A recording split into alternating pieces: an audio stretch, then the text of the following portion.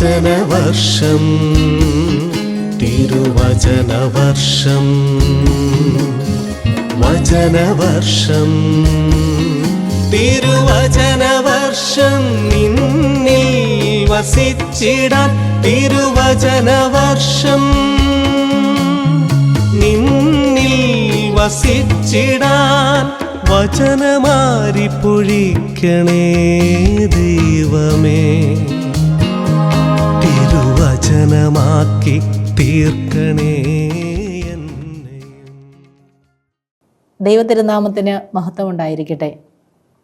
കാതോലിക ലേഖനങ്ങളെ പറ്റിയുള്ള കഴിഞ്ഞ ക്ലാസ്സിൽ കാതോലിക ലേഖനങ്ങൾക്ക് പൊതുവായുള്ള ചില പ്രത്യേകതകൾ, അതിൻ്റെ സ്വഭാവരീതികൾ, അതിൻ്റെ പശ്ചാത്തലങ്ങൾ, സാഹചര്യങ്ങൾ ഇവയെപ്പറ്റിയാണ് നാം ചർച്ച ചെയ്തത്.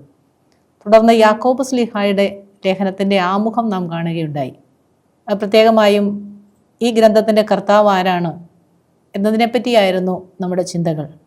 പുതിയ നിയമം മുഴുവൻ നാം വിശകലനം ചെയ്യുമ്പോൾ 4 യാക്കോബുമാരെ നാം കാണുകയും അതിൽ നമ്മുടെ കർത്താവായ യേശുവിൻ്റെ സഹോദരനായ യാക്കോബാണ് ഈ ഗ്രന്ഥം എഴുതിയതെന്ന് പൊതുവായി നാം അനുമാനിക്കുന്നു.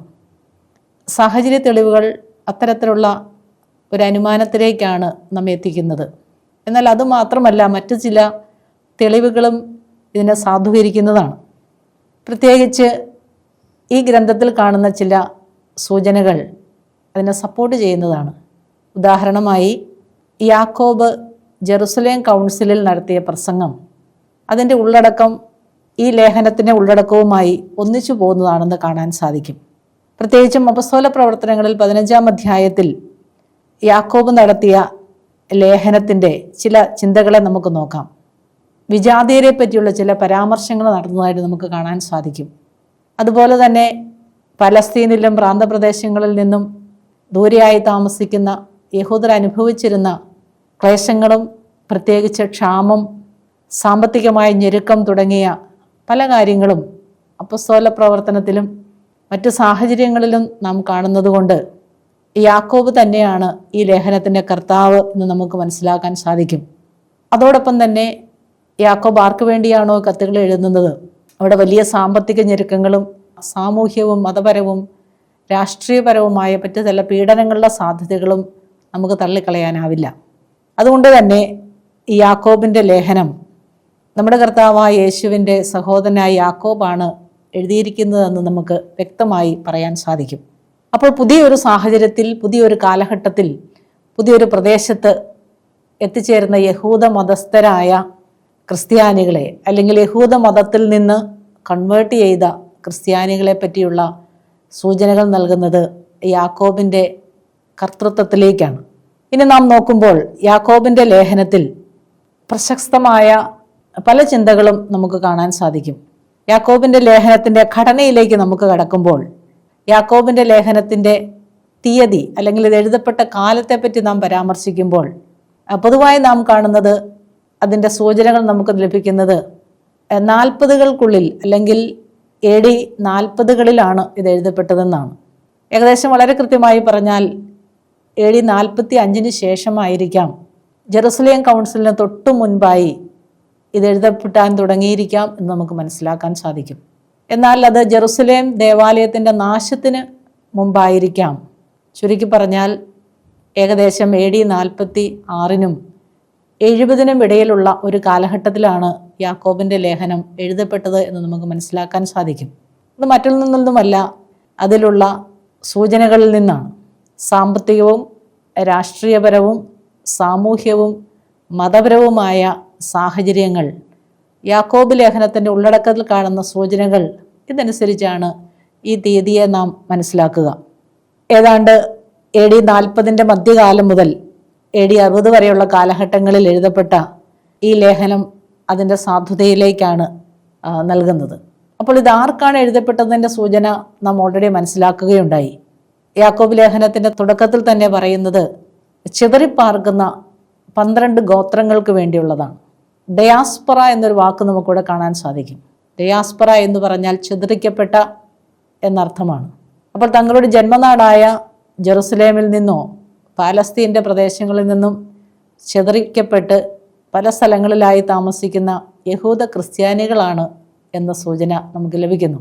മാത്രമല്ല 12 ഗോത്രങ്ങൾ എന്നുള്ള പരാമർശം അത് യഹൂദരെ തന്നെയാണ് പരാമർശിക്കുന്നത്. അപ്പോൾ യഹൂദരായ ക്രിസ്ത്യാനികളാണ് ഇതിലെ പ്രഥമമായ സ്വീകർത്താക്കളെന്ന് മനസ്സിലാക്കാൻ സാധിക്കും. എന്നാൽ യഹൂദർ മാത്രമായിരുന്നോ എന്നൊരു ചോദ്യത്തിന് ഉത്തരമായി ഈ ലേഖനത്തിനുള്ളിൽ തന്നെ വിജാതീയരെ പറ്റിയുള്ള ചില പരാമർശങ്ങളും കാണാൻ പറ്റും. മറ്റൊരു വാക്കിൽ പറഞ്ഞാൽ യഹൂദരായ ക്രിസ്ത്യാനികൾ പ്രബലമായിരുന്ന ഒരു കമ്മ്യൂണിറ്റിയിൽ, ഒരു കൂട്ടായ്മയിൽ വിജാതീയരായിരുന്നവരും ഉൾപ്പെട്ടിരുന്നു എന്ന് നമുക്ക് മനസ്സിലാക്കാനായിട്ട് സാധിക്കും. അതുകൊണ്ട് തന്നെയാണ് വിജാതീയരെ പറ്റിയുള്ള ചില പരാമർശങ്ങൾ അതിനുള്ളിൽ കാണപ്പെടുക. രണ്ടാമതായി ഈ കമ്മ്യൂണിറ്റിയിൽ അല്ലെങ്കിൽ ഈ കൂട്ടായ്മയിൽ പാവപ്പെട്ടവരും പണക്കാരുമായിരുന്നവർ ഉണ്ടായിരുന്നു. പാവപ്പെട്ടവരും പണക്കാരും തമ്മിലുള്ള വലിയ അന്തരവും, ധനികരായ ഭൂ ഉടമകൾ പാവപ്പെട്ടവരായ ക്രിസ്ത്യാനികളെ പീഡനത്തിന് കാരണമാവുകയും നീതിപീഠങ്ങളിലേക്ക് പാവപ്പെട്ടവരെ നയിക്കുകയും ചെയ്യുന്നതിൻ്റെ ചില പരാമർശങ്ങളും കാണുമ്പോൾ പൊതുവായി നമുക്ക് മനസ്സിലാക്കാൻ സാധിക്കുക ഇത് യഹൂദരും വിജാതീയരുമൊക്കെ ഉൾപ്പെട്ടിരുന്ന ഒരു മിക്സഡ് കമ്മ്യൂണിറ്റിയാണ്. അപ്പോൾ പൊതുവെ വിജാതീയരും സജാതീയരും, വിജാതീയരും യഹൂദരും ഉൾപ്പെട്ടിരുന്ന, പാവപ്പെട്ടവരും പണക്കാരുമൊക്കെ ഉൾപ്പെട്ടിരുന്ന ഒരു കൂട്ടായ്മയ്ക്കാണ് ഈ കത്ത് എഴുതുന്നത് എന്ന് നമുക്ക് മനസ്സിലാക്കാനായിട്ട് സാധിക്കും. അതുകൊണ്ട് തന്നെ ഇതിൻ്റെ ഘടനയും അതിൻ്റെ ഉള്ളിലുള്ള ദൈവശാസ്ത്രവും പഠിക്കുന്നത് ഏറ്റവും പ്രധാനപ്പെട്ട ഒരു കാര്യമാണ്. യാക്കോബ് ലേഖനം അതിൻ്റെ ഘടനാപരമായി നാം നോക്കുമ്പോൾ ഇതിനെ 5 ഭാഗങ്ങളായിട്ട് നമുക്ക് തിരിക്കാൻ സാധിക്കും. ഒന്നാമത്തെ ഭാഗം ഒരു അഭിസംബോധനയാണ്. രണ്ടാമത്തെ ഭാഗത്ത് നാം കാണുന്നത് പ്രത്യേകമായും പരീക്ഷണങ്ങളെപ്പറ്റിയും പ്രതിസന്ധികളെപ്പറ്റിയും പ്രലോഭനങ്ങളെപ്പറ്റിയുമുള്ള ചില പരാമർശങ്ങളാണ്. മൂന്നാമത്തെ ഭാഗം ഉപദേശവും മുന്നറിയിപ്പുകളുമാണ്. യാക്കോബ് ശ്ലീഹ തൻ്റെ കമ്മ്യൂണിറ്റിയിലെ അംഗങ്ങൾക്ക്, സഭയിലെ അംഗങ്ങൾക്ക് നൽകുന്ന മുന്നറിയിപ്പുകളും ഉപദേശങ്ങളുമാണ്. നാലാമതായി നാം ഇവിടെ കാണുന്നത് പ്രാർത്ഥനയുടെ ശക്തിയെപ്പറ്റിയും അജപാലനപരമായ ചില കാര്യങ്ങളെപ്പറ്റിയുമാണ്. അങ്ങനെ 4ആയി ഈ ഭാഗം നാം തിരിക്കുമ്പോൾ ഈ 4 ഭാഗങ്ങളിലൂടെയും യാക്കോബ് ശ്ലീഹ പറയാൻ ഉദ്ദേശിക്കുന്ന കാര്യങ്ങൾ എന്താണ്, ദൈവശാസ്ത്ര പ്രമേയങ്ങൾ എന്താണ് എന്ന് പഠിക്കുകയാണ് ഏറ്റവും പ്രധാനമായിട്ടുള്ളത്. ആദ്യ ഭാഗത്ത് എഴുതിയതാരാണ്, ഏത് കാലത്താണ് എഴുതപ്പെട്ടത്, ആർക്ക് വേണ്ടിയാണ് എഴുതിയത്, എന്തായിരുന്നു ഇത് എഴുതുവാനുള്ള പശ്ചാത്തലം എന്നൊക്കെ നാം പഠിച്ചതിന് ശേഷം ഇതിലെ ദൈവശാസ്ത്ര ചിന്തകളെപ്പറ്റി നമുക്ക് അല്പമായി മനസ്സിലാക്കാം.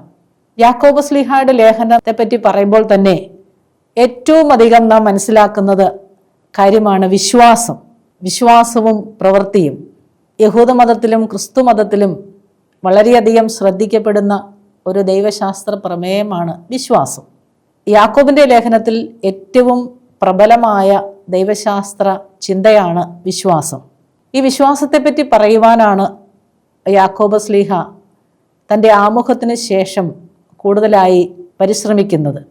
ഇവിടെ പറയുന്നത് വിശ്വാസത്തിൻ്റെ ആഴത്തിലേക്ക് തൻ്റെ ജനത്തെ കൂട്ടിക്കൊണ്ടു പോകുവാൻ അദ്ദേഹം പരിശ്രമിക്കുമ്പോൾ 1-ാമത്തെ അധ്യായം നാം നന്നായി പഠിക്കുകയാണെങ്കിൽ നമുക്ക് കാണുവാൻ സാധിക്കും ഗ്രീക്ക് ഭാഷയിലെ പാരലലായ ചില ക്രമീകരണങ്ങൾ എടുത്തു നോക്കുമ്പോൾ കയാറ്റിക് എന്ന് പറയുന്ന ഒരു കയാസം എന്ന് പറയുന്ന ഒരു സാഹിത്യ ശൈലിയുണ്ട്.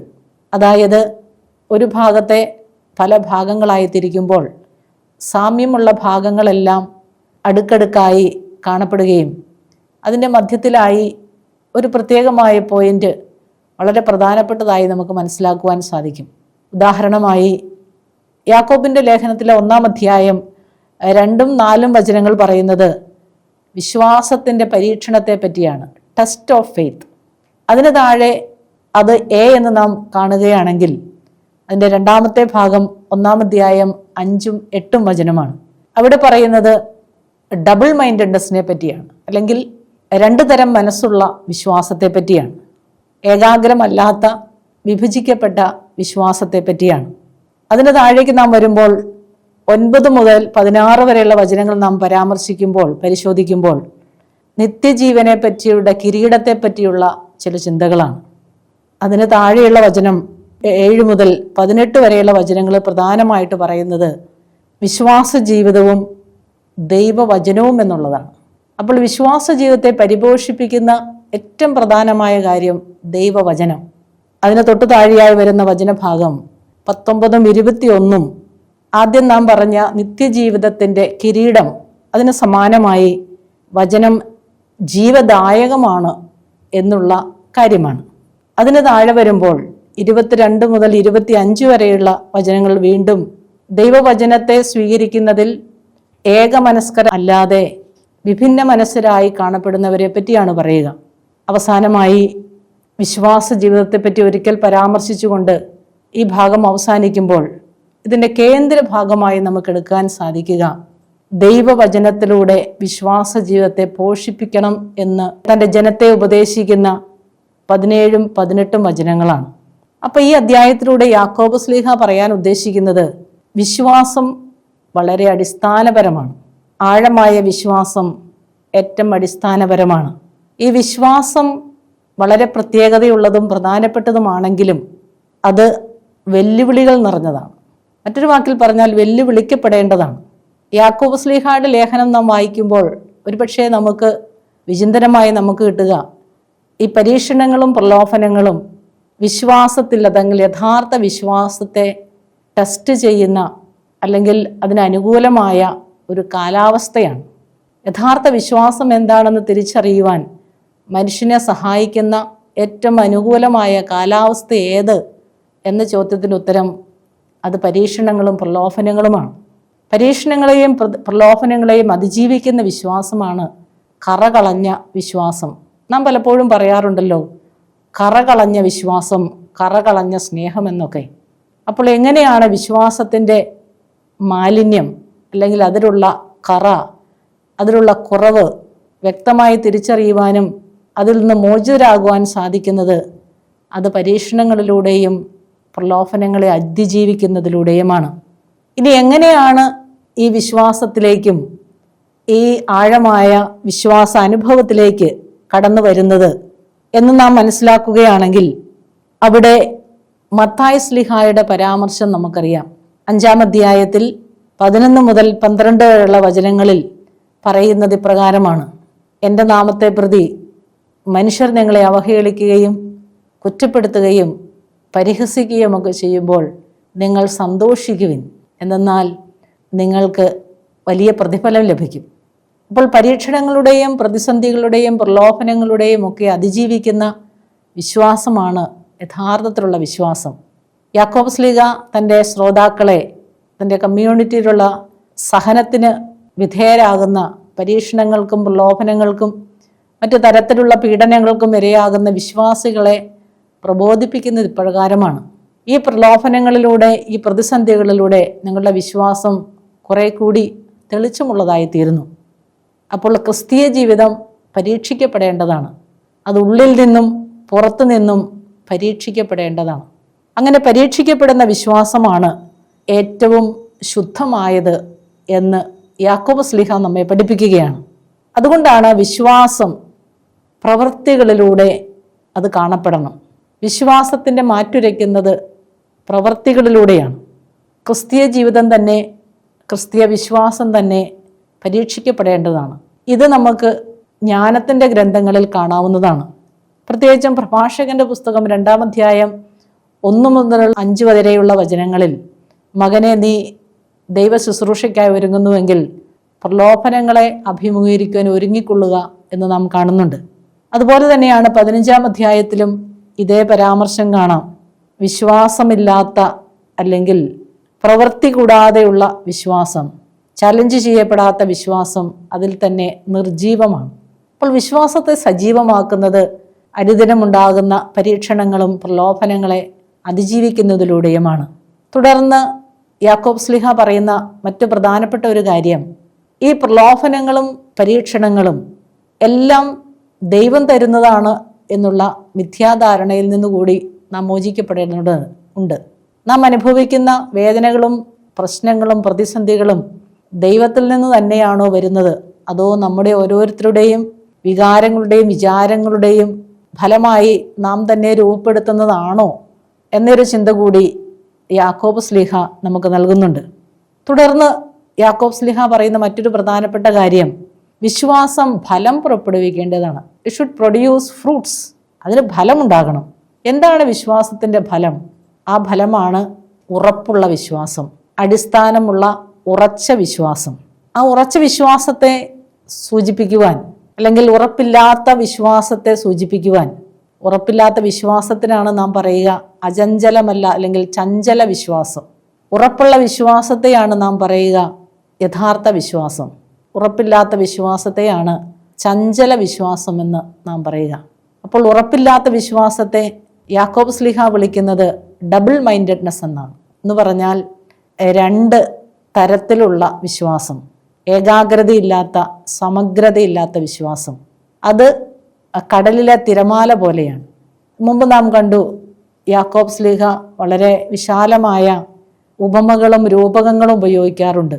തൻ്റെ പ്രബോധനങ്ങൾ നൽകുവാൻ യാക്കോബ് ഉപയോഗിക്കുന്ന ഏറ്റവും പ്രധാനമായ ഒരു രൂപകമാണ്, ഒരു ഉപമയാണ് ഒരു പക്ഷേ ഇളകിമറിയുന്ന കടൽ. യഥാർത്ഥത്തിൽ പരീക്ഷിക്കപ്പെടാത്ത, ഫലമില്ലാത്ത വിശ്വാസം ഇളകിമറിയുന്ന കടലിന് തുല്യമാണ്. അപ്രകാരമുള്ള വിശ്വാസിക്ക് ദൈവത്തിൽ നിന്ന് എന്തെങ്കിലും കിട്ടും എന്ന് പ്രതീക്ഷിക്കാൻ പാടില്ല, അല്ലെങ്കിൽ പ്രതീക്ഷിക്കുന്നത് നിഷ്ഫലമാണ് എന്ന് യാക്കോബ് ശ്ലീഹ പഠിപ്പിക്കുന്നു. അതുകൊണ്ട് തന്നെ വിശ്വാസം ചലഞ്ച് ചെയ്യപ്പെടേണ്ടതാണ്. അത് പുറത്തു നിന്നും അകത്തു നിന്നും ചലഞ്ച് ചെയ്യപ്പെടേണ്ടതാണ്. അപ്പോഴാണ് അത് കറയാർന്ന വിശ്വാസമായി, തെളിവുള്ള വിശ്വാസമായി, ഉറപ്പുള്ള വിശ്വാസമായി മാറുക. അല്ലെങ്കിൽ അത് കടലിൽ ഇളകിമറിയുന്ന തിരമാല പോലെ ആയിരിക്കും ഒരാളുടെ വിശ്വാസം എന്ന് യാക്കോബ് ശ്ലീഹ നമ്മെ പഠിപ്പിക്കുന്നു. ഇനി ഈ വിശ്വാസത്തിലേക്ക് നയിക്കുന്നത് എന്താണ്? യഥാർത്ഥ വിശ്വാസത്തിലേക്ക് നയിക്കുന്നത് എന്താണ്? യഥാർത്ഥ വിശ്വാസത്തിൻ്റെ അടിസ്ഥാനവും സ്രോതസ്സും ദൈവവചനമാണ് എന്ന് യാക്കോബ് ശ്ലീഹ ഓർമ്മിപ്പിക്കുന്നു. ദൈവവചനം എന്ന് യാക്കോബ് ശ്ലീഹ പറയുമ്പോൾ യേശു ക്രിസ്തുവിലൂടെ സുവിശേഷത്തിൽ നൽകപ്പെട്ട ക്രിസ്തുവിൻ്റെ വചനങ്ങളെ അപ്പോസ്തലന്മാർ സ്വീകരിച്ച് തങ്ങൾ കെട്ടിപ്പടുത്തതായ കമ്മ്യൂണിറ്റികളിൽ, ആദിമ ക്രിസ്തീയ സമൂഹങ്ങളിൽ ആ വചനം കൈമാറിയത് അപ്പോസ്തലന്മാരാണ്. അപ്പോൾ അപ്പോസ്തലന്മാരിൽ നിന്നും വാമൊഴിയായി സ്വീകരിച്ച ഈ വചനത്തെയാണ് ഇവിടെ പരാമർശിക്കുക. അപ്പോൾ യഥാർത്ഥ വിശ്വാസിയായി, ഏകാഗ്ര വിശ്വാസിയായി തുടരുവാൻ, ഏകാഗ്ര വിശ്വാസിയായി വളരുവാനുള്ള ഏറ്റവും അനുഗ്രഹപ്രദമായ സ്രോതസ്, അല്ലെങ്കിൽ ഏറ്റവും അനുകൂലമായ, ഏറ്റവും അനുയോജ്യമായ മാർഗം ദൈവവചനമാണ്. അതായത് അപ്പസ്തോലൻ്റെ പ്രബോധനമാണ് എന്ന് യാക്കോബ് ശ്ലീഹ നമ്മെ ഓർമ്മിപ്പിക്കുന്നു. അതേ തുടർന്ന് വിശ്വാസത്തെപ്പറ്റി പറയുന്ന മറ്റൊരു കാര്യം, ഈ വിശ്വാസമാണ് ക്രിസ്തീയ ജീവിതത്തെ പരിപൂർണമാക്കുന്നത്. ക്രിസ്തീയ ജീവിതത്തിൻ്റെ പരിപൂർണതയിലേക്കുള്ള മാർഗമാണ് വിശ്വാസം. അതുകൊണ്ട് തന്നെ ഈ വിശ്വാസത്തിന് മറ്റൊരു കാര്യം കൂടി ആവശ്യമുണ്ട്. അത് മറ്റൊന്നുമല്ല, ജ്ഞാനം. ജ്ഞാനത്തിൻ്റെ പുസ്തകം 9-ാം അധ്യായം 6-ാം വചനത്തിലും 7-ാം അധ്യായം 7-ാം വചനത്തിലുമൊക്കെ പറയുകയാണ്, ജ്ഞാനമാണ് ഒരുവൻ്റെ വിശ്വാസത്തെ പൂർത്തീകരിക്കുന്നതും സമ്പൂർണമാക്കുന്നതും പരിപുഷ്ടമാക്കുന്നതും. അപ്പോൾ ദൈവവചനത്തിൽ നിന്നും സ്വീകരിക്കുന്ന ജ്ഞാനത്തിലൂടെ വിശ്വാസവും ആ വിശ്വാസത്തിൽ നിന്ന് ഉരുത്തിരിയുന്ന ഫലമായ പ്രവൃത്തിയുമാണ് യഥാർത്ഥത്തിൽ ഒരുവനെ ക്രിസ്ത്യാനിയാക്കുന്നതും യഥാർത്ഥ ജീവിതത്തിന് ഉടമയാക്കുന്നതുമെന്ന് ഇവിടെ പറയുകയാണ്. തുടർന്ന് പറയുന്ന ഏറ്റവും പ്രധാനപ്പെട്ട കാര്യം, വിശ്വാസം അതിനനുസരിച്ചുള്ള പ്രവൃത്തി ആവശ്യമാണ്. അതായത് ദൈവവചനത്തിൽ നിന്ന് ജ്ഞാനവും, ജ്ഞാനത്തിൽ നിന്ന് വിശ്വാസവും, വിശ്വാസത്തിൽ നിന്ന് അതിൻ്റെ ഫലമായ കരുണയും, കരുണയുടെ പ്രവൃത്തികളും ഒഴുകണം എന്ന് ഇവിടെ പരാമർശിക്കുന്നു. മറ്റൊരു വാക്കിൽ പറഞ്ഞാൽ യാക്കോബ് ശ്ലീഹ പറയുന്നത് വിശ്വാസം അദൃശ്യമായ കാര്യമാണ്. പക്ഷെ വിശ്വാസത്തിന് കാണപ്പെടുന്ന ചില അടയാളങ്ങൾ ഉണ്ടാവണം. അതാണ് പ്രവൃത്തി. അതുകൊണ്ടാണ് യാക്കോബ് ശ്ലീഹ തുടർച്ചയായി പരാമർശിക്കുന്നത് പ്രവൃത്തി കൂടാത്ത വിശ്വാസം അതിൽ തന്നെ നിർജീവമാണ്. എന്തു പ്രവൃത്തിയാണ്? ആ പ്രവൃത്തിയാണ് കരുണയുടെ പ്രവൃത്തികൾ. ഇവിടെ യാക്കോബ് ശ്ലീഹായുടെ ലേഖനത്തിൽ അതിൻ്റെ സാമൂഹ്യമായ മതപരമായ പശ്ചാത്തലത്തിൽ വേദനിക്കുന്നവരും, ചൂഷണം ചെയ്യപ്പെടുന്നവരും, വീട്ടിൽ നിന്ന്, സ്വദേശത്ത് നിന്ന് അകറ്റപ്പെട്ടവരും, പലതരത്തിലുള്ള പീഡനത്തിനും ഭയത്തിനും ഇരയാകുന്നവരും ഒക്കെ ഉള്ളപ്പോൾ അവരെ ശക്തിപ്പെടുത്തുക എന്നുള്ളതായിരുന്നു, അല്ലെങ്കിൽ ഈ പ്രവൃത്തിയിലൂടെ തങ്ങളുടെ വിശ്വാസത്തെ കാണിക്കുക എന്നുള്ളതായിരുന്നു. അപ്പോൾ കാണാവുന്ന വിശ്വാസത്തെപ്പറ്റി ഇവിടെ യാക്കോബ് ശ്ലീഹ നന്നായി നമ്മെ പ്രബോധിപ്പിക്കുന്നുണ്ട്. അതിൻ്റെ 2 ഉദാഹരണങ്ങളാണ് യാക്കോബ് ശ്ലീഹ ഇവിടെ പറയുക. ഒന്ന്, വിശ്വാസികളുടെ പിതാവായ അബ്രഹാം. അബ്രഹാമത്തിൻ്റെ പ്രവൃത്തിയും അതുപോലെ പഴയ നിയമത്തിൽ ജോഷുവയുടെ പുസ്തകത്തിൽ നാം കാണുന്ന റാഹാബ് എന്ന വേശ്യയും, ഇവർ രണ്ടുപേരും നീതീകരിക്കപ്പെട്ടത് അവരുടെ പ്രവൃത്തികളിലൂടെയാണ്. യാക്കോബ് ശ്ലീഹ പറയുന്നു, നിനക്ക് വിശ്വാസമുണ്ടെങ്കിൽ അത് നിന്റെ പ്രവൃത്തിയിലൂടെ കാണിക്കുക. എനിക്ക് വിശ്വാസമുണ്ട് എന്ന് പറയുന്ന നീ അത് പ്രവൃത്തികളിലൂടെ മറ്റുള്ളവർക്ക് കാണപ്പെടുന്നത് പോലെ അവതരിപ്പിക്കുക. അബ്രാഹാം ദൈവത്തിലുള്ള തൻ്റെ വിശ്വാസം പ്രകടിപ്പിച്ചത് തൻ്റെ ഏക മകനെ ബലിയർപ്പിക്കുവാൻ മനസ്സാകുന്നതിലൂടെയും അത് പ്രവൃത്തികളിലേക്ക് രൂപാന്തരപ്പെടുത്തുകയും ചെയ്തപ്പോഴാണ്. മറ്റൊരു വാക്കിൽ പറഞ്ഞാൽ, വിശ്വാസത്തിനു വേണ്ടി സ്വജീവിതത്തിൻ്റെ ഏറ്റവും പരമപ്രധാനമായത് സമർപ്പിക്കുവാൻ സാധിച്ചതുകൊണ്ടാണ്. വേശ്യയായ റാഹാബ് തൻ്റെ ജീവൻ പണയം വെച്ചും ഇസ്രായേലിൻ്റെ ചാരന്മാരെ തൻ്റെ ഭവനത്തിൽ സൂക്ഷിക്കുകയും അങ്ങനെ അവരെ രക്ഷപ്പെടുത്തുകയും ചെയ്ത പ്രവൃത്തിയിലൂടെയാണ്. അതുകൊണ്ടാണ് യാക്കോബ് ശ്ലീഹ പ്രബോധിപ്പിക്കുന്നത്, വിശ്വാസം കൂടാതെയുള്ള പ്രവൃത്തി നിർജീവമാണ്. യാക്കോബിൻ്റെ ക്രിസ്തീയ സമൂഹത്തിൽ, യാക്കോബ് ആർക്ക് വേണ്ടിയാണോ ഈ ലേഖനം എഴുതുന്നത്, ആ ക്രിസ്തീയ സമൂഹത്തിൽ വിശ്വാസികളായിരിക്കുകയും എന്നാൽ സമൂഹത്തിലുള്ളവർ ദരിദ്രരായും ചൂഷിതരായും കാണപ്പെടുമ്പോൾ നിങ്ങളുടെ വിശ്വാസം പ്രവൃത്തിയില്ലാത്ത വിശ്വാസമാണ് എന്ന് കുറ്റപ്പെടുത്തുന്ന അല്ലെങ്കിൽ അവരെ തിരുത്തുന്ന ഒരു തിരുത്തൽ ശക്തിയായി ഈ വചനത്തെ നമുക്ക് കാണാനായിട്ട് സാധിക്കും. ഈ പരാമർശത്തിൻ്റെ, യാക്കോബിലെ ഈ പരാമർശമാണ് മാർട്ടിൻ ലൂതറിനെ ഈ ഗ്രന്ഥത്തെ പുതിയ നിയമത്തിൽ നിന്നും മാറ്റണമെന്നുള്ള ചിന്തയ്ക്ക് അടിസ്ഥാനമിട്ടത്. എന്തുകൊണ്ടാണ് പൗലോസ് ശ്ലീഹ റോമാക്കാർക്ക് ലേഖനം 1-ാം അധ്യായം 17-ാം വചനത്തിൽ പറയുന്ന നീതിമാൻ വിശ്വാസം മൂലം ജീവിക്കുമെന്ന വചനവും യാക്കോബ് ശ്ലീഹായുടെ പ്രവൃത്തി കൂടാത്ത വിശ്വാസം നിർജീവമാണ് എന്നുള്ള വചനവും എങ്ങനെ നമുക്ക് മനസ്സിലാക്കാൻ സാധിക്കും? ഇത് രണ്ടും വൈരുദ്ധ്യമാണോ? ഇത് രണ്ടും വിപരീതമാണോ? രണ്ടുപേരും വ്യത്യസ്തമായ കാര്യങ്ങളെ പറ്റിയാണോ പഠിപ്പിക്കുന്നത്? അടിസ്ഥാനപരമായി നാം ഇതിനെപ്പറ്റി വിശകലനം ചെയ്യുമ്പോഴാണ് ഇത് ആർക്ക് എഴുതപ്പെട്ടു, ഏത് പശ്ചാത്തലത്തിൽ എഴുതപ്പെട്ടു എന്നതിൻ്റെ അടിസ്ഥാനത്തിലാണ് ഇത് വ്യത്യസ്തമായിരിക്കുന്നത്. റോമാക്കാരുടെ ലേഖനത്തിൽ പൗലോസ് ശ്ലീഹ അനുഷ്ഠാനങ്ങളിലും കർമ്മങ്ങളിലും മാത്രം വിശ്വസിച്ച് തങ്ങളുടെ പ്രവർത്തികൾ കൊണ്ട് മാത്രം രക്ഷ സാധിക്കാം എന്ന് വിചാരിക്കുന്ന യഹൂദരായ ക്രിസ്ത്യാനികളോട് പ്രത്യേകമായി അവരെ പ്രബോധിപ്പിക്കുന്നതാണ്, ഒരു വ്യക്തിയുടെ പ്രവർത്തികൾ കൊണ്ട് മാത്രം രക്ഷ നേടാനാവില്ല. അതിന് ദൈവത്തിൻ്റെ കൃപ കൂടി ആവശ്യമുണ്ട്. അവിശ്വാസം എന്ന കൃപയിലൂടെയാണ് രക്ഷപ്പെടുക. അനുഷ്ഠാനങ്ങളിൽ മാത്രം കുടുങ്ങിപ്പോയ തൻ്റെ ശ്രോതാക്കളോട് പൗലോസ് ശ്ലീഹ പ്രബോധിപ്പിക്കുന്നത് പ്രവർത്തികളിൽ മാത്രമല്ല, ദൈവത്തിൻ്റെ കൃപയിൽ കൂടി ആശ്രയിക്കുവാനുള്ള പ്രബോധനമാണ്. എന്നാൽ നേരെ മറിച്ച് യാക്കോബ് ശ്ലീഹ പറയുന്നത്, വിശ്വാസം അത് പ്രവർത്തികളാലാണ് തെളിയിക്കപ്പെടേണ്ടത്. ചൂഷിതരും പീഡിതരും നിന്ദിതരും അകറ്റപ്പെട്ടവരുമായ സഹോദരങ്ങളോട്, ക്രിസ്തീയ സമൂഹത്തിലെ വ്യക്തികളോട് പ്രകടിപ്പിക്കുന്ന പ്രവൃത്തിയിലാണ് സ്നേഹം കാണപ്പെടേണ്ടത്. അപ്പോൾ ചുരുക്കത്തിൽ ഇത് രണ്ട് വ്യത്യസ്ത സാഹചര്യങ്ങളിൽ വ്യത്യസ്തമായ രണ്ട് പശ്ചാത്തലമുള്ള ഓഡിയൻസിനോട് പറയുന്നത് കൊണ്ടാണ് ഇത് പ്രകാരമായിരിക്കുന്നത് എന്ന് നമുക്ക് മനസ്സിലാക്കാൻ സാധിക്കും. ദൈവശാസ്ത്രത്തിൻ്റെ മറ്റൊരു വശം എന്ന് പറയുന്നത് പുതിയ നിയമവും പുതിയ ജീവിത രീതിയുമാണ്. യാക്കോബിൻ്റെ ദൈവശാസ്ത്ര പ്രമേയങ്ങളുടെ രണ്ടാമത്തെ പോയിന്റ് എന്ന് പറയുന്നത് പുതിയ നിയമവും പുതിയ ജീവിത രീതിയുമാണ്. മറ്റൊരു വാക്കിൽ പറഞ്ഞാൽ ധാർമ്മികതയാണ്. ഓരോ ക്രിസ്ത്യാനിയും പാലിക്കേണ്ട ധാർമ്മിക പ്രബോധനങ്ങളാണ് ഈ ഭാഗത്ത് നാം കാണുക. ഇവിടെ ഈ പുതിയ നിയമം എന്നുകൊണ്ട് ഉദ്ദേശിക്കുന്നത് അത് സ്നേഹമാണ്. ഓരോ ക്രിസ്ത്യാനിയും തിരിച്ചറിയപ്പെടേണ്ടത് ഈ സ്നേഹത്തിലൂടെയാണ് എന്ന് യോഹന്നാൻ്റെ സുവിശേഷത്തിൽ മറ്റു സുവിശേഷങ്ങളുമൊക്കെ നാം വായിക്കുന്നുണ്ട്. നിങ്ങളുടെ പരസ്പര സ്നേഹം നിങ്ങൾ എൻ്റെ ശിഷ്യരാണെന്ന് തിരിച്ചറിയുമെന്ന് യോഹന്നാൻ ശ്ലീഹായിൽ യേശു പ്രബോധിപ്പിക്കുന്ന അതേ പ്രബോധനം തന്നെയാണ് നാം ഇവിടെ കാണുക. ഇവിടെ ഈ സ്നേഹത്തെപ്പറ്റി പരാമർശിക്കുമ്പോൾ അതൊരു സാഹോദര്യപൂർണമായ കൂട്ടായ്മയിൽ നിലനിർത്തേണ്ട ഒരു ഐഡൻറ്റിറ്റിയാണ്, ഒരു തിരിച്ചറിയലാണ്. യാക്കോബ് ശ്ലീഹ പറയുകയാണ്, നിങ്ങളുടെ സ്നേഹമാണ് നിങ്ങളുടെ ഐഡൻറ്റിറ്റി. ക്രിസ്ത്യാനികൾക്ക് മറ്റ് ഐഡൻറ്റിറ്റി കാർഡുകളൊന്നുമില്ല. അതുകൊണ്ട് തന്നെ നിങ്ങളുടെ സ്നേഹം പ്രവൃത്തിയായി രൂപാന്തരപ്പെടണം എന്ന് പറയുന്നതിനോടൊപ്പം തന്നെ ചേർത്ത് വായിക്കാവുന്നതാണ്.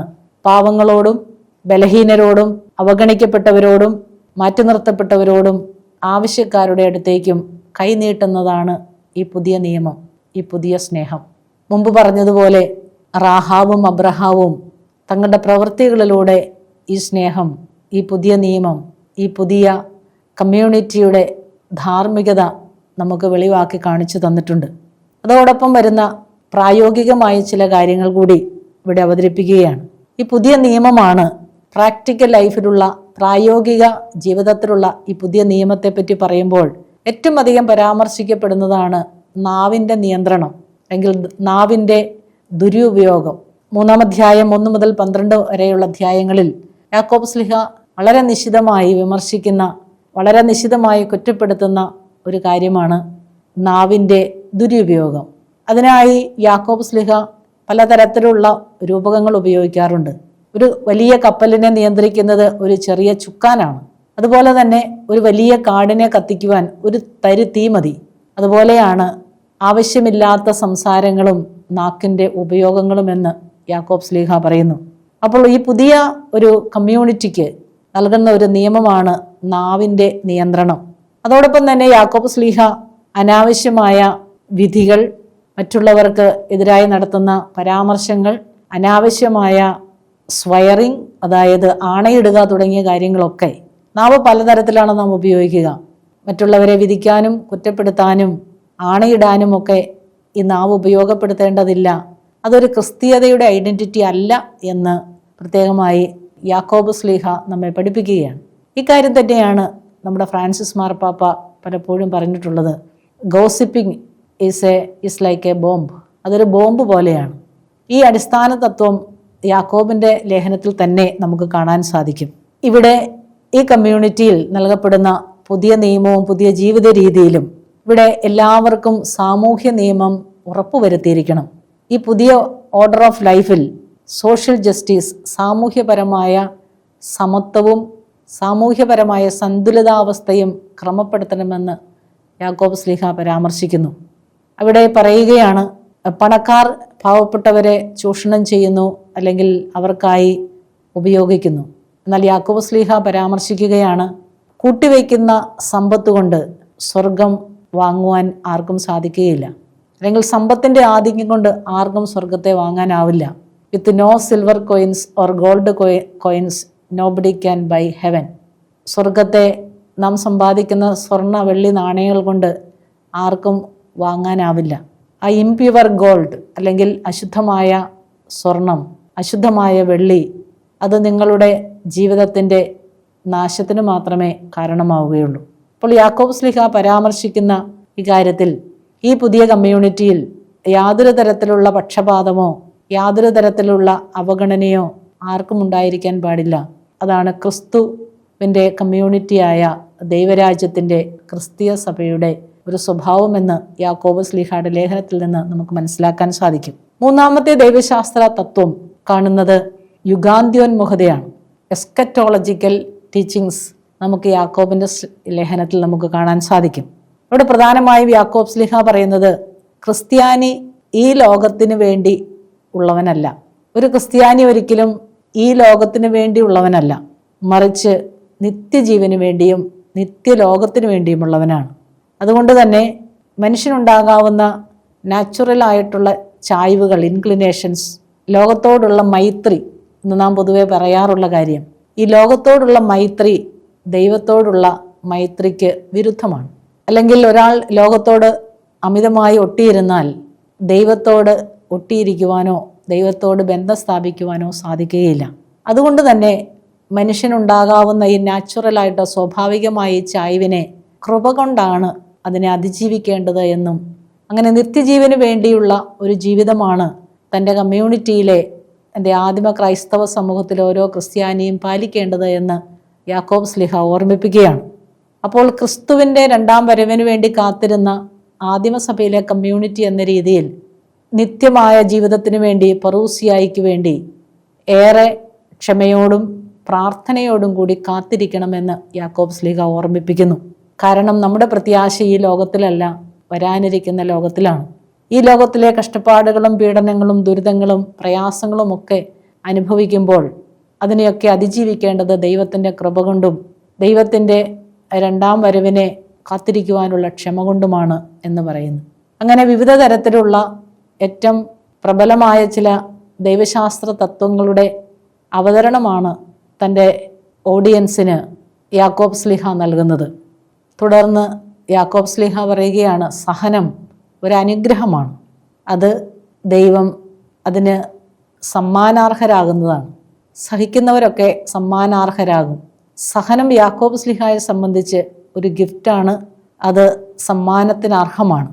പ്രവാചകന്മാരും ജോബ് പോലെയുള്ള പഴയ നിയമത്തിലെ വ്യക്തിത്വങ്ങളെ ഉയർത്തി കാണിച്ചതിന് ശേഷം അവരൊക്കെ അനുഗ്രഹിക്കപ്പെടുകയും അവരൊക്കെ സമ്മാനാർഹരാകുകയും ദൈവത്തിൻ്റെ കൃപയ്ക്ക് പാത്രീഭൂതരാകുകയും ചെയ്തതുകൊണ്ട് ക്രിസ്ത്യാനികളായ തൻ്റെ കേൾവിക്കാരെ മുഴുവനും ക്ഷമയോടും വിശ്വാസത്തോടും പ്രത്യാശയോടും കൂടി സഹനങ്ങളെ ഏറ്റെടുക്കുവാനും ധാർമ്മികമായ നിയമങ്ങൾ പാലിച്ചുകൊണ്ട് പ്രവൃത്തിയിലൂടെ തെളിക്കപ്പെടുന്ന വിശ്വാസത്തോടെ ജീവിക്കുവാനുള്ള വലിയൊരു പ്രബോധനമാണ് യാക്കോബ് ശ്ലീഹ നൽകുന്നത്.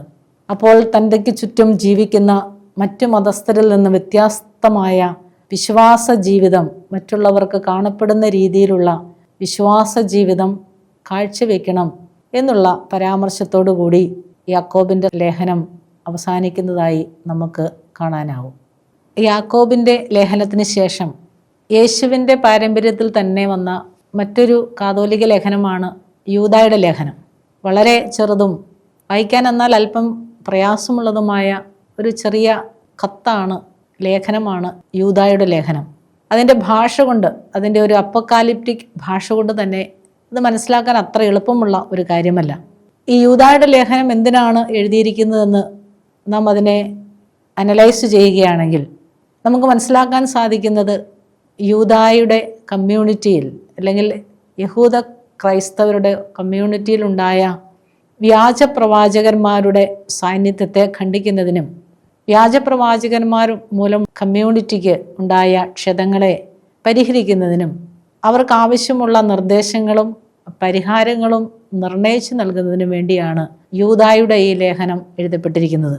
വളരെ നല്ല ഗ്രീക്ക് ഭാഷയിലാണ് അതിൻ്റെ അവതരണം തന്നെ. ചുരുക്കി പറഞ്ഞാൽ വ്യാജ ഉപദേഷ്ടാക്കളുടെ വ്യാജ പ്രവാചകന്മാരുടെ സാന്നിധ്യം മൂലം വിഭജിക്കപ്പെട്ട ഒരു കമ്മ്യൂണിറ്റിയിലേക്ക് അവരനുഭവിച്ചിരുന്ന പ്രതിസന്ധികൾക്ക് എന്ത് പരിഹാരമാണ് കാണേണ്ടത് എന്ന് മനസ്സിലാക്കുന്നതിനാണ് യൂദായുടെ ലേഖനം പ്രധാനമായും നമുക്ക് മാർഗനിർദ്ദേശം നൽകുക. ഇനി യൂദായുടെ ലേഖനം ആരാണ് എഴുതിയത് എന്ന വാക്കിന് അതിൽ തന്നെയുണ്ട് സൂചനകൾ. ജൂഡ്, യൂദ, നമ്മുടെ കർത്താവ് യേശുവിൻ്റെ സഹോദരനായ യാക്കോബിൻ്റെ സഹോദരൻ യൂദ എന്ന് നമുക്ക് കാണാൻ സാധിക്കും. ഈ യൂദായെപ്പറ്റി മാർക്കോസിൻ്റെ സുവിശേഷം 6-ാം അധ്യായം 3-ാം വചനത്തിൽ നമുക്ക് കാണാനാവും. യൂദ ഒരു അപ്പസ്തോലനായിരുന്നില്ല എന്ന് നമുക്കറിയാം. ഒരുപക്ഷെ പത്രോസിൻ്റെ കമ്പാനിയനായ സന്തത സഹചാരിയായ സീലാസിൻ്റെ പോലും സഹചാരിയായിരുന്നോ എന്നതിനും സൂചനകളില്ല. എങ്ങനെയായിരുന്നാലും നമ്മുടെ കർത്താവിൻ്റെ സഹോദരനായ യാക്കോബിൻ്റെ സഹോദരൻ യൂദ എന്നാണ് നമുക്ക് മനസ്സിലാകുക. പാരമ്പര്യങ്ങളും അപ്പസ്തോല പ്രവർത്തനങ്ങളിൽ 15-ാം അധ്യായവും ഗലാത്യറുള്ള ലേഖനം 2-ാം അധ്യായവും കൊറിന്തോസാർക്ക് ലേഖനം 15-ാം അധ്യായത്തിലൊക്കെ യൂദായെപ്പറ്റി പരാമർശമുണ്ട്. ഒരുപക്ഷെ ഈ യൂദ ജെറുസലേം ചർച്ചിൻ്റെ വളരെ പ്രധാനപ്പെട്ട ഒരു നേതാവായിരുന്നു എന്ന് തന്നെയാണ് നമുക്ക് മനസ്സിലാക്കാൻ സാധിക്കുക. ചരിത്രകാരനായ ജോസഫൂസിൻ്റെ ലേഖനങ്ങളിൽ നിന്നും എഴുത്തുകളിൽ നിന്നുമൊക്കെ ഇത്തരം സൂചനകൾ നമുക്ക് ലഭിക്കുന്നുണ്ട്. മാത്രമല്ല സഭാപിതാക്കന്മാരായ ഒറിജൻ, അത്തനാഷ്യസ്, ജെറോം തുടങ്ങിയവരൊക്കെ ഈ ലേഖനത്തെ യൂദായുടെ ലേഖനമെന്ന് തിരിച്ചറിയുകയും അത് കാതോലിക്ക ലേഖനങ്ങളിൽ ഉൾപ്പെടുത്തുന്നതിന് വേണ്ട ചില പരാമർശങ്ങൾ നടത്തുകയും ചെയ്തു എന്ന് നമുക്ക് കാണാൻ സാധിക്കും. ഇനി നമുക്ക് മനസ്സിലാക്കാനാകുന്നത് ഈ യൂദായുടെ ലേഖനം ആർക്ക് വേണ്ടിയാണ് എഴുതിയത് എന്നുള്ളതിനെ പറ്റിയാണ്. പൊതുവായി അതിനെ മനസ്സിലാക്കുന്നത് യവനവൽക്കരിക്കപ്പെട്ട യഹൂദരും വിജാതീയരും നിറഞ്ഞു നിന്നിരുന്ന ഒരു കമ്മ്യൂണിറ്റിക്കായിരിക്കാം ഇത് എഴുതപ്പെട്ടിരിക്കുന്നത് എന്നുള്ളതാണ് പൊതുവായ ഒരു ധാരണ. മാത്രമല്ല പത്രോസ്ലീഹായുടെ 2-ാം ലേഖനത്തിനുമായി യൂദായുടെ ലേഖനത്തിന് ഒരുപാട് സാമ്യങ്ങൾ നമുക്ക് കാണാനാവും. ഉദാഹരണം പറയുകയാണെങ്കിൽ പാരമ്പര്യമായി ഒരുപാട് സാദൃശ്യങ്ങളും സമാന്തരതകളും കാണാൻ സാധിക്കും.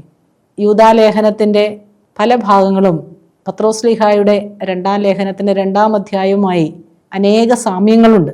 അതുകൊണ്ട് തന്നെ പൊതുവായി ഇപ്രകാരം നാം മനസ്സിലാക്കുന്നുണ്ട്, ഒരുപക്ഷെ പത്രോസ്ലീഹായുടെ ലേഖനത്തിൻ്റെ ഒരു സംക്ഷിപ്ത രൂപമായിരിക്കാം യൂദായുടെ ലേഖനമെന്ന് അങ്ങനെ അഭിപ്രായപ്പെടുന്നവരുണ്ട്. കാരണം ഈ സാമ്യങ്ങളും പൊരുത്തങ്ങളും ഒരേ പശ്ചാത്തലവുമൊക്കെ ചില സൂചനകൾ നമുക്ക് നൽകുന്നുണ്ടെങ്കിലും അതങ്ങനെയാണ് എന്ന് തീർത്തു പറയാൻ നമുക്ക് സാധ്യമല്ല. കാരണം ഒരുപാട് കാര്യങ്ങളിൽ വ്യത്യസ്തതകളും നമുക്ക് കാണാനാവും. ഒരുപാട് സാമ്യങ്ങളുണ്ടെങ്കിലും ഒരുപാട് വ്യത്യസ്തതകളും കാണാൻ സാധിക്കും. ഇനി യാക്കോബ് ശ്ലീഹായുടെ ലേഖനത്തിൻ്റെ ഉള്ളിലേക്ക് നമുക്ക് കടക്കുമ്പോൾ അതിനെ പല ഭാഗങ്ങളായി നമുക്ക് തിരിക്കാൻ സാധിക്കും. ആദ്യമായി നമുക്ക് കാണുന്നത് ഒരു സ്വാഗതമാണ്, ഒരു ഓപ്പണിംഗ് സെൻറ്റൻസ് നമുക്ക് കാണാൻ സാധിക്കും. അവിടെ പറയുന്ന പ്രധാനപ്പെട്ട കാര്യം ദൈവത്താൽ വിളിക്കപ്പെട്ടവർക്ക് എഴുതപ്പെടുന്നു എന്നുള്ളതാണ്. ആ വിളിക്കപ്പെട്ടവർ എന്ന പരാമർശം തന്നെ ഒരു യഹൂദ പശ്ചാത്തലവും ഒരു യഹൂദ സാഹചര്യത്തിലേക്കുമാണ് വിരൽ ചൂണ്ടുന്നത്. കാരണം യഹൂദരായിരുന്നു യഥാർത്ഥത്തിൽ ദൈവത്താൽ വിളിക്കപ്പെട്ട ജനത. അതുകൊണ്ട് തന്നെയാണ് ഇത് യഹൂദ ക്രിസ്ത്യാനികൾക്ക് എഴുതപ്പെട്ടതാവാം എന്നൊരു ചിന്ത പ്രബലമാകുന്നത്.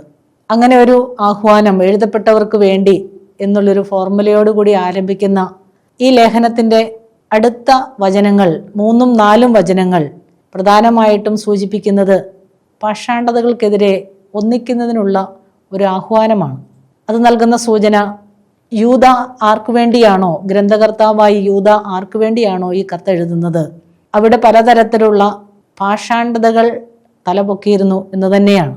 എന്തായിരുന്നു അന്നത്തെ പാഷാണ്ഡത എന്ന് നാം നോക്കുമ്പോൾ, ദൈവികരല്ലാത്ത അംഗങ്ങൾ യേശു ക്രിസ്തുവിനെ നിരാകരിച്ചുകൊണ്ട് പലതരത്തിലുള്ള പ്രബോധനങ്ങൾ മുന്നോട്ട് വയ്ക്കുന്നതായി കാണാം. ഒരുപക്ഷെ അവരെ പിൽക്കാലത്ത് നാം കാണുന്ന നോസ്റ്റിക്കുകൾ എന്ന് വിളിക്കുന്ന ഒരു ഗണത്തിൻ്റെ തുടക്കമായിരുന്നിരിക്കാം എന്നാണ് പൊതുവെ മനസ്സിലാക്കുക. എങ്ങനെയായിരുന്നാലും വ്യാജ ഉപദേഷ്ടാക്കൾ ക്രിസ്തീയ സമൂഹങ്ങളിൽ നുഴഞ്ഞു കയറുകയും അവർ വളരെ സ്ലോവിലി എന്നാൽ വളരെ ടാക്റ്റിക്കലി അപ്പോസ്തലന്മാർ നൽകിയ പ്രബോധനങ്ങൾക്കെതിരായി പഠിപ്പിക്കുകയും പ്രവർത്തിക്കുകയും ചെയ്തു എന്ന് നമുക്ക് മനസ്സിലാക്കാൻ സാധിക്കും. അപ്പോൾ ഈ സാഹചര്യത്തിൽ യഥാർത്ഥ വിശ്വാസത്തിലേക്കും അപ്പോസ്തലന്മാർ കൈമാറിയ യഥാർത്ഥ പ്രബോധനത്തിലേക്കും തിരിച്ചു വരുവാനുള്ള, അതിനുവേണ്ടി ഒന്നിക്കുവാനുള്ള ഒരു ആഹ്വാനമാണ് യൂദ ആദ്യമായി നൽകുന്നത്. അതോടൊപ്പം തന്നെ വളരെ പോസിറ്റീവായി ഈ ഹെരസികളെ, ഈ പാഷാണ്ഡതയെ എതിർത്ത് നിൽക്കുവാനും യഥാർത്ഥ വിശ്വാസത്തിൻ്റെ ആഴത്തിൽ വേരൂന്നി ജീവിക്കുവാനും വ്യക്തവും ശുദ്ധവുമായ വിശ്വാസത്തിൻ്റെ ദൈവിക പദ്ധതിയുടെ ഭാഗമാകുവാനും യൂദായുടെ ലേഖനം ആഹ്വാനം ചെയ്യുന്നു. തുടർന്ന് 5 മുതൽ 8 വരെയുള്ള വചനങ്ങളിൽ ദൈവത്തിന് പാഷാണ്ഡികളോടുള്ള അല്ലെങ്കിൽ പാഷാണ്ഡതകൾ പ്രചരിപ്പിക്കുന്നവരോടുള്ള മനോഭാവത്തെ പറ്റിയുള്ള ചില ദർശനങ്ങളും ചില പഠിപ്പിക്കലുമാണ് നാം കാണുന്നത്. ദൈവത്തിൻ്റെ തിരുഹിതത്തിനും ദൈവത്തിൻ്റെ പദ്ധതികൾക്കുമെതിരായി പ്രവർത്തിക്കുന്നവരോട് എങ്ങനെയാണ് പെരുമാറിയിട്ടുള്ളത് എന്ന് പഴയ നിയമത്തിൻ്റെ പശ്ചാത്തലത്തിൽ നിന്നും ചില അനുഭവങ്ങളും ചില പാഠങ്ങളും അവതരിപ്പിച്ചുകൊണ്ട് യൂദ തൻ്റെ പ്രബോധനം തുടരുകയാണ്. പ്രത്യേകമായും അപ്രകാരം ദൈവതിരുമനസ്സിനും ദൈവത്തിൻ്റെ പദ്ധതികൾക്കും എതിരായി പ്രവർത്തിച്ച ഇസ്രായേൽക്കാർക്ക് മരുഭൂമിയിൽ വെച്ച് നൽകിയ ശിക്ഷയെ ഇവിടെ പരാമർശിക്കുന്നുണ്ട്. പ്രത്യേകമായും സംഖ്യയുടെ പുസ്തകം 14-ാം അധ്യായം 30-ാം വചനത്തിൽ പരാമർശിക്കുന്ന അനുസരണക്കേട്, യഹൂദരുടെ അല്ലെങ്കിൽ ഇസ്രായേലരുടെ മരുഭൂമിയിൽ വെച്ചുണ്ടായ അനുസരണക്കേടെ പറ്റി പരാമർശിക്കുന്നു. രണ്ടാമതായി അധാർമികമായി മ്ലേച്ഛമായ പ്രവൃത്തികൾക്ക് അടിമപ്പെട്ടുപോയ സ്ത്രീകളെ പറ്റിയുള്ള പരാമർശം. അത് നാം കാണുന്നത് ഉൽപ്പത്തി പുസ്തകത്തിൻ്റെ 6-ാം അധ്യായം 1 മുതലുള്ള വചനമാണ്. അതുപോലെ തന്നെ അപ്പോക്രിഫൽ ഗ്രന്ഥമായ, അപ്രമാണിക ഗ്രന്ഥമായ ഏനോക്കിൻ്റെ പുസ്തകം 1-ാം അധ്യായത്തിൻ്റെ 1-ാം പുസ്തകത്തിൻ്റെ 1-ാം അധ്യായം 9-ാം വചനത്തിൽ കാണപ്പെടുന്ന അധാർമിക സ്ത്രീകളുമായി വിവാഹബന്ധത്തിലും മ്ലേച്ഛമായ ലൈംഗിക ബന്ധത്തിലും ഏർപ്പെട്ടു എന്ന് പരാമർശിക്കുന്ന ഭാഗമാണ്. മൂന്നാമതായി പരാമർശിക്കുന്ന കാര്യം സോദോം ഗൊമോറ എന്നുള്ള പട്ടണങ്ങളെ പറ്റിയാണ്. ഉൽപ്പത്തി പുസ്തകത്തിൻ്റെ 19-ാം അധ്യായത്തിൽ കാണുന്ന വിവരണമാണ് ഇത്. ഇവ മൂന്നും ഉദ്ധരിച്ചുകൊണ്ട് യാക്കോബ് ശ്ലീഹ തൻ്റെ അനുവാചകരെ പ്രബോധിപ്പിക്കുന്നത് അനുസരണക്കേടിനും അധാർമികതയ്ക്കും അശുദ്ധിക്കുമൊക്കെ ദൈവം ശിക്ഷ നൽകി. അതുപോലെ തന്നെയാണ് ഹെരസിയും അല്ലെങ്കിൽ പാഷാണ്ഡതയും. പാഷാണ്ഡത അല്ലെങ്കിൽ പാഷാണ്ഡത പ്രബോധകർ, വ്യാജോപദേഷ്ടാക്കൾ ക്രിസ്തീയ കമ്മ്യൂണിറ്റിയെ വിഷലിപ്തമാക്കുന്നു. അവരുടെ പ്രബോധനങ്ങളിലൂടെ അത് വിഷലിപ്തമാക്കുന്നു എന്ന് യൂദ പഠിപ്പിക്കുകയാണ്. പ്രത്യക്ഷത്തിൽ ഇപ്രകാരമുള്ളവരെ കമ്മ്യൂണിറ്റിയിൽ കാണാൻ സാധിക്കുന്നില്ലെങ്കിലും വളരെ സ്ലോവിലി അല്ലെങ്കിൽ വളരെ രഹസ്യാത്മകമായി ക്രിസ്തീയ കമ്മ്യൂണിറ്റികളിൽ വ്യാജ പ്രബോധനങ്ങൾ നൽകിക്കൊണ്ട് വിശ്വാസികളെ വഴിതെറ്റിക്കുന്ന ഒരു ഗണത്തിനെതിരായുള്ള പരാമർശവും അവർക്ക് വരാൻ സാധ്യതയുള്ള ശിക്ഷയെപ്പറ്റി നമുക്ക് കാണാൻ സാധിക്കും. 3 തരത്തിലുള്ള പാഷാണ്ഡതയാണ് നാം ഇവിടെ കാണുക. 1 അവിശ്വാസം, 2 ദൈവത്തിനെതിരായിട്ടുള്ള, ദൈവത്തിൻ്റെ അധികാരത്തിനും ദൈവത്തിൻ്റെ ഹിതത്തിനും എതിരായിട്ടുള്ള പ്രതിരോധം അല്ലെങ്കിൽ റിബല്ലിയൻ, 3-ാമത്തേത് പാപകരമായ അധാർമികമായ ജീവിതം. ഇത് 3ഉം ശിക്ഷിക്കപ്പെടും. ഈ 3നോടും തുല്യതപ്പെടുത്തുകയാണ് വ്യാജ ഉപദേഷ്ടാക്കളെയും അവരുടെ വ്യാജ പ്രബോധനങ്ങളെയും. അപ്പോൾ പഴയ നിയമത്തിൽ കണ്ടുവന്ന അധാർമികവും അനുസരണക്കേടും അല്ലെങ്കിൽ ദൈവത്തോട് ഉള്ള മറുതലിപ്പും ഒക്കെ അതിനോട് സമാനപ്പെടുത്തുകയാണ് പാഷാണ്ഡതയെയും പാഷാണ്ഡികളെയും. അവയൊക്കെ ശിക്ഷിക്കപ്പെടുമെന്നുള്ള ഒരു മുന്നറിയിപ്പും യൂദാ നൽകുന്നുണ്ട്. അപ്പോൾ അതേ തുടർന്ന് 9 മുതൽ 13 വരെയുള്ള വചനങ്ങളിൽ പ്രധാനമായും പറയുന്നത് ഈ പാഷാണ്ഡത പ്രചരിപ്പിക്കുന്നവരുടെ വ്യാജ പ്രബോധകരുടെ സ്വഭാവം എന്താണ്, അവരേത് തരത്തിലാണ് നമുക്ക് അവരെ ഐഡൻറ്റിഫൈ ചെയ്യാൻ സാധിക്കുക. ഇത് തിരിച്ചറിയുന്നതിന് യൂദാ ഒരു പ്രത്യേകമായ ഒരു പരാമർശം ഇവിടെ നടത്തുന്നതായി കാണാൻ പറ്റും. അതൊരു അപ്രമാണിക ഗ്രന്ഥമായ അസംഷൻ ഓഫ് മോസസ് അല്ലെങ്കിൽ മോസസിൻ്റെ അസംഷൻ എന്ന് പറയുന്ന അപ്രമാണിക ഗ്രന്ഥത്തിൽ നിന്നും കോട്ട് ചെയ്തുകൊണ്ടാണ് അതിനെപ്പറ്റി പഠിപ്പിക്കുക. അതിപ്രകാരമായിരുന്നു. പുറപ്പാടിൻ്റെ പുസ്തകം 2:12 മോശ ശണ്ട കൂടിയ ഒരു ഈജിപ്തുകാരനെ വധിക്കുന്നതായി നാം കാണുന്നു. അങ്ങനെ മോശ ദൈവത്തിൻ്റെ ഹിതത്തിനെതിരായി പാപം ചെയ്തുവെന്നും അങ്ങനെ മോശ തൻ്റെ അവസാന കാലങ്ങളിൽ തൻ്റെ മരണസമയത്ത് മരണപ്പെട്ട മോശയെ അടക്കം ചെയ്യുന്നതിനായി മിഖായേൽ മാലാഹയെ ദൈവം നിയോഗിച്ചു. അങ്ങനെ മിഖായേൽ മാലാഹ മോശയുടെ മൃതശരീരം അടക്കം ചെയ്യുന്നതിന് കടന്നു വന്നപ്പോൾ സാത്താൻ അതിനെതിരായി സംസാരിക്കുകയും അവൻ പാപിയായതിനാൽ അവനെ അടക്കുവാൻ ഞാനാണ് യോഗ്യനെന്ന് വാദിക്കുകയും ചെയ്തു. മിഖായേലിനോട് വാദിച്ചു എന്നാണ് ഈ ഗ്രന്ഥം പറയുന്നത്. ഇത് നമ്മുടെ ഗ്രന്ഥത്തിലുള്ള ഒരു പുസ്തകമല്ല, അപ്രമാണിക ഗ്രന്ഥമാണ്. എന്നാൽ ഇതിനെ കോട്ട് ചെയ്തുകൊണ്ടാണ് ഈ ഭാഗം മുന്നോട്ട് നീങ്ങുന്നത്. സാത്താൻ മിഖായേലിനോട് വാദിച്ചപ്പോൾ മിഖായേൽ സാത്താനോട് യാതൊന്നും മിണ്ടാതെ മൗനമായി നിന്നുവെന്നും ദൈവഹിതത്തിന് തന്നെ സമർപ്പിച്ചുവെന്നും ദൈവഹിതത്തിന് വിധേയനായി എന്നുമാണ് നാം മനസ്സിലാക്കുക. അപ്പോൾ ഈ അനുസരണക്കേടിനും മർക്കടം മുഷ്ടിക്കും അല്ലെങ്കിൽ ദൈവത്തോട് മറുതലിക്കുന്നതിനും ഒക്കെ പല ഉദാഹരണങ്ങൾ വീണ്ടും ഇവിടെ പരാമർശിക്കുന്നുണ്ട്. അതിലൊന്നാണ് തൻ്റെ സഹോദരനെ കൊന്ന കായേൻ, മറ്റൊന്നാണ് ബാലാം. സംഖ്യയുടെ പുസ്തകം 22-ാം അധ്യായം മുതൽ 24-ാം അധ്യായം വരെ വിവരിച്ചിരിക്കുന്ന പ്രവാചകനായ ബാലാമിൻ്റെ ചിത്രം. അതോടൊപ്പം സംഖ്യയുടെ പുസ്തകം 16-ാം അധ്യായത്തിൽ പരാമർശിച്ചിരിക്കുന്ന കോറഹ് എന്ന വ്യക്തികളുടെ ഗ്രൂപ്പിൻ്റെ ലേവ്യർ ഗണത്തിൻ്റെ പ്രത്യേകമായ ഒരു പരാമർശം. ഇവരെല്ലാവരും ദൈവത്തിനെതിരായി മർക്കടമുഷ്ടിയോടുകൂടി ദൈവത്തെ എതിർത്തവരാണ്, ദൈവത്തിൻ്റെ ഹിതത്തെ അനുസരിക്കാതിരുന്നവരാണ്. അവരെല്ലാം ശിക്ഷിക്കപ്പെടുകയും അവരെല്ലാം ദൈവത്തിൻ്റെ കോപത്തിന് ഇരയാവുകയും ചെയ്തു. അപ്പോൾ ഈ വ്യാജ ഉപദേഷ്ടാക്കൾ ഇവർക്ക് തുല്യരാണെന്നും ഇവർക്ക് കിട്ടിയ ശിക്ഷ അവരുടെ മേൽ എപ്പോഴും ഉണ്ടാകുമെന്നും പഠിപ്പിക്കുകയാണ്. തുടർന്ന് വരുന്ന 14 മുതൽ 19 വരെയുള്ള വചനങ്ങളിൽ പറയുന്ന ഏറ്റവും പ്രധാനപ്പെട്ട ഒരു കാര്യം, പ്രബോധിപ്പിക്കുന്ന കാര്യം പാഷാണ്ഡതയുടെ ഒരു സ്വഭാവത്തെ പറ്റിയാണ്. മറ്റൊരു വാക്കിൽ പറഞ്ഞാൽ പാഷാണ്ഡത അല്ലെങ്കിൽ വ്യാജ ഉപദേഷ്ടാക്കൾ, വ്യാജമായ പ്രബോധകർ എപ്പോഴും ഉണ്ടായിരുന്നു, ഇപ്പോഴുമുണ്ട്, ഇനിയും ഉണ്ടാകുമെന്നുള്ള ഒരു സൂചനയാണ്. എന്നും വ്യാജമായി പഠിപ്പിക്കുന്നവരും സമൂഹത്തെയും വ്യക്തികളെയും വഴിതെറ്റിക്കുന്നവരും നമ്മുടെ മധ്യേ ഉണ്ടായിരിക്കും, നമ്മുടെ കൂട്ടങ്ങളിലും കൂട്ടായ്മകളിലും ഉണ്ടായിരിക്കും. അങ്ങനെ ദൈവികരല്ലാത്ത വെറും മാനുഷികരായ ഉപദേഷ്ടാക്കൾ കടന്നുകൂടുവാൻ സാധ്യതയുണ്ട് എന്ന് അപ്പസ്തോല പ്രവർത്തനത്തിൻ്റെ 20-ാം അധ്യായം 29 മുതൽ 30 വരെയുള്ള വചനങ്ങളിലും മർക്കോസിൻ്റെ സുവിശേഷം 13-ാം അധ്യായത്തിലും മത്തായിയുടെ സുവിശേഷത്തിലും 7-ാം അധ്യായത്തിലും ഒക്കെ പരാമർശിക്കുന്നതിൻ്റെ തുടർച്ചയായി യൂദായും പ്രവചിക്കുകയും പരാമർശിക്കുകയും ചെയ്യുകയാണ്. ഈ വ്യാജോപദേഷ്ടാക്കൾ മുമ്പുമുണ്ടായിരുന്നു, ഇപ്പോഴുമുണ്ട്, ഇനിയും ഉണ്ടാകും. അതിനായി മെറിസം എന്ന് പറയുന്ന ഒരു സാഹിത്യ ശൈലി ഉപയോഗിക്കുകയാണ്. മെറിസം എന്ന് പറയുന്നത് 2 ധ്രുവങ്ങളെ പറ്റി പരാമർശിക്കുന്നതാണ്. ഉദാഹരണമായി പറഞ്ഞാൽ പ്രഭാതവും പ്രദോഷവും, രാത്രിയും പകലും, ആകാശവും ഭൂമിയും, അത് 2 എക്സ്ട്രീംസിനെ പറ്റി പറയുന്നതാണ്.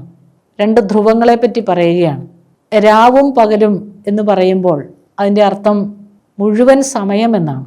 ആകാശവും ഭൂമിയും എന്ന് പറയുമ്പോൾ ആകാശത്തിലും ഭൂമിയിലുമുള്ള സർവ്വതും എന്നാണ്. രാവിലെയും വൈകിട്ടും എന്ന് പറഞ്ഞാൽ രാവിലെ മുതൽ വൈകിട്ട് വരെ എന്നാണ് അർത്ഥം. ആ സാഹിത്യ ശൈലിയാണ് മെറിസം എന്ന് പറയുക. ആ സാഹിത്യ ശൈലി ടെക്നിക്ക് ഉപയോഗിച്ചുകൊണ്ടാണ് യൂദ വ്യാജോപദേഷ്ടാക്കൾ പണ്ടുണ്ടായിരുന്നു, ഇപ്പോഴുണ്ട്, ഇനിയും ഉണ്ടാകുമെന്ന് പരാമർശിക്കുമ്പോൾ അവിടെ ഉപയോഗിക്കുന്ന ടെൻസ് അല്ലെങ്കിൽ വ്യാകരണം തന്നെ ഒന്ന് കഴിഞ്ഞുപോയ കാലത്തെപ്പറ്റിയും ഒന്ന് ഇപ്പോഴുള്ള കാലത്തെപ്പറ്റിയും മറ്റൊന്ന് വരാനിരിക്കുന്ന കാലത്തെയുമാണ്. അതിൻ്റെ സൂചന ഇതെല്ലാ കാലത്തും ഉണ്ടാവും. അതുകൊണ്ട് തന്നെ നാം കരുതിയിരിക്കുകയും സൂക്ഷിച്ചിരിക്കുകയും ചെയ്യണമെന്നുള്ള ഒരു മുന്നറിയിപ്പാണ് നൽകുന്നത്. ഒരുപക്ഷെ പുതിയ നിയമഗ്രന്ഥത്തിൽ അല്ലെങ്കിൽ വിശുദ്ധ ഗ്രന്ഥത്തിൽ തന്നെ അപ്രമാണീയ ഗ്രന്ഥങ്ങളെ ഉദ്ധരിച്ചിരിക്കുന്ന ഏക പുസ്തകം ഈ യൂദായുടെ ലേഖനമാണ്. ഇത് ഉപയോഗിച്ചിരിക്കുന്നത് തൻ്റെ പ്രബോധനങ്ങൾ നൽകുന്നതിന് വേണ്ടിയാണ്. തുടർന്ന് യൂദ ഈ പാഷാണ്ഡികളോട് അല്ലെങ്കിൽ വ്യാജ ഉപദേഷ്ടാക്കളോട് ഒരു ക്രിസ്ത്യാനിക്ക് ഉണ്ടായിരിക്കേണ്ട മനോഭാവം എന്താണ് എന്നുകൂടി പരാമർശിച്ചുകൊണ്ട് തൻ്റെ ലേഖനം അവസാനിപ്പിക്കുകയാണ്. 20 മുതൽ 25 വരെയുള്ള വചനങ്ങളിൽ എങ്ങനെയായിരിക്കണം വ്യാജ ഉപദേഷ്ടാക്കൾ തങ്ങളുടെ ഇടയിലുള്ള മധ്യത്തിലുള്ള കൂടെയുള്ള വ്യാജ ഉപദേഷ്ടാക്കളുടെ ഉള്ള മനോഭാവം എന്ന് പറഞ്ഞുകൊണ്ട് അതിൻ്റെ ക്ലൈമാക്സിലേക്ക് നീങ്ങുകയാണ്. ഇവിടെ പ്രത്യേകമായി പറയുക, പ്രബോധകർ യഥാർത്ഥത്തിൽ അപ്പോസ്തലന്മാർ മുതലുള്ള യഥാർത്ഥ പ്രബോധകർ പഠിപ്പിച്ച വിശ്വാസത്തിൻ്റെ ആഴത്തിലേക്ക് അതിനെ പരിപൂർണമായും ഉറപ്പോടെ അതിൽ ഹോൾഡ് ചെയ്ത് നിന്നുകൊണ്ട് അല്ലെങ്കിൽ അതിനോട് ചേർന്ന് നിന്നുകൊണ്ട് വിശ്വാസത്തിലും സ്നേഹത്തിലും വളരുക എന്നുള്ളതാണ്. വിശ്വാസത്തിൽ തന്നെ ഒരാൾ കമ്മിറ്റ് ചെയ്യുകയും സ്നേഹത്തിൽ വളരുകയും വരാനിരിക്കുന്ന പറൂസിയായി അല്ലെങ്കിൽ ദൈവത്തിൻ്റെ രണ്ടാം വരവിനെ പ്രതീക്ഷയോടെ കാത്തിരിക്കുകയും പരിശുദ്ധ ത്രിത്വത്തിൻ്റെ കൂട്ടായ്മയിൽ ബലപ്പെടുകയും ചെയ്യുക എന്നുള്ള മാർഗമാണ്. പരിശുദ്ധാത്മാവിൻ്റെ മാർഗനിർദ്ദേശമനുസരിച്ച് നിയന്ത്രണമനുസരിച്ച് യഥാർത്ഥ ക്രിസ്ത്യാനിയായി ജീവിച്ചുകൊണ്ട് നിത്യജീവന് വേണ്ടി പരിശ്രമിക്കുക എന്ന് മാത്രമാണ്. അതോടൊപ്പം തന്നെ പാഷാണ്ഡതകളുടെ ഡോക്ടറിനെ അവരുടെ പഠനങ്ങളെ യാതൊരു കാരണവശാലും ഏറ്റെടുക്കുകയോ സ്വീകരിക്കുകയോ ചെയ്യാതെ അത് തള്ളിക്കളയുന്നതിന് ഓരോ ക്രിസ്ത്യാനിയും ഓരോ വിശ്വാസിയും മനസ്സാകണം എന്ന് പറയുക മാത്രമല്ല, ഈ വ്യാജ ഉപദേഷ്ടാക്കളെ അവരുടെ പഠനങ്ങളെ സ്വീകരിക്കാതെ നിരാകരിക്കുന്നതോടൊപ്പം വ്യാജ ഉപദേഷ്ടാക്കളുടെ പ്രബോധനങ്ങളെ നിരസിക്കുകയും എന്നാൽ അവരോട് കുറച്ചുകൂടി സ്നേഹത്തോടും ഔദാര്യത്തോടും കൂടി പെരുമാറുന്ന കരുണയുടെ മനോഭാവം കാണിക്കണമെന്നുള്ളതുമാണ്. മറ്റു വാക്കിൽ പറഞ്ഞാൽ പാപത്തെ വെറുക്കുകയും പാപിയെ സ്നേഹിക്കുകയും ചെയ്യണമെന്നുള്ള യേശുവിൻ്റെ പ്രബോധനമാണ് യൂദായും ഇവിടെ പരാമർശിക്കുക.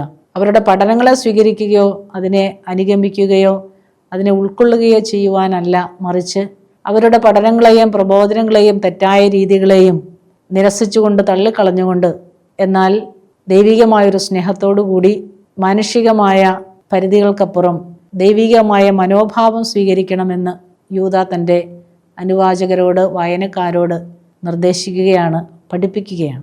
അതിനുശേഷം വിശ്വാസത്തിൽ ആഴപ്പെട്ട് പ്രാർത്ഥനയിൽ ആഴപ്പെട്ട് സ്നേഹത്തിൽ ആഴപ്പെട്ട് ജീവിക്കുമ്പോൾ നിത്യജീവൻ്റെ കിരീടം സ്വീകരിക്കുവാനുള്ള ഒരു ക്രിസ്ത്യാനിയുടെ അവകാശത്തെ ഊന്നിപ്പറയുന്നു.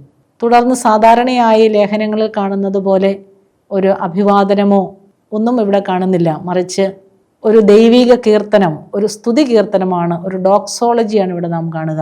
ദൈവത്തെ മഹത്വപ്പെടുത്തി സ്തുതിച്ചുകൊണ്ട് ഈ ലേഖനം അവസാനിക്കുകയാണ്. ഇത് നൽകുന്ന സൂചന ദൈവത്തിൻ്റെ യഥാർത്ഥ ലക്ഷ്യം രക്ഷ മാത്രമല്ല, മറിച്ച് ദൈവിക മഹത്വം കൂടിയാണ് എന്ന് പരാമർശിക്കുകയാണ്.